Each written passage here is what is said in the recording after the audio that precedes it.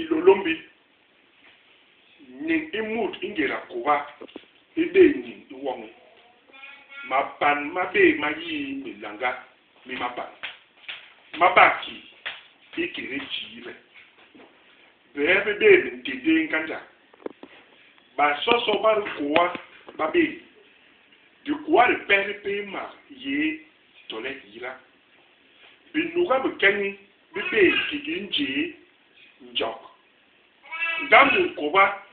ebebe ngongop nungu John ingera aonga ambandu yo lebe bikwe bang indabye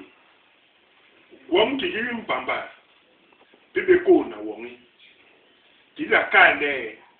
yi ibeki ha ingera ini iyon ebe bong bole bajowe ambu ya ndi baboro sele ni himle ngui ihu labo ike mbole banin longe leba kon habang wongi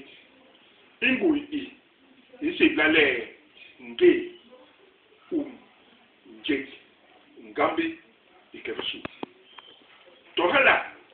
mulkoba atehelen kim yom ipe iye kiki balom bakeni choro nyem ikebisu mulkoba abe agwe bilam wobini le gweha hala we ulama gwe smuru wong lepo kiki wemere leka hala we ingera unjo inda pilolumbi ulama kebe nye ni muhiyem njinjo utera le njong ilo ibu inile njomlo yon nko wije unje ikiri libajon ingera muranke munu penjo aiton ikoknye de ahoyale imunu ilolumbi nyen abihenye ibalbonji unke munu penjo wala be gwele mati manale unolban ukebandi uniban utambang yom yoyo maasong agui utelbana bang maasong boku tembe yidi hala we ubege zinsong bonyu mapola hala we ile ini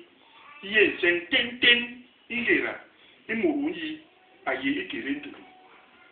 bilem bi botala babe bagwe gon bebe bilem bi lolumbi ki machal John ni murani yon intinye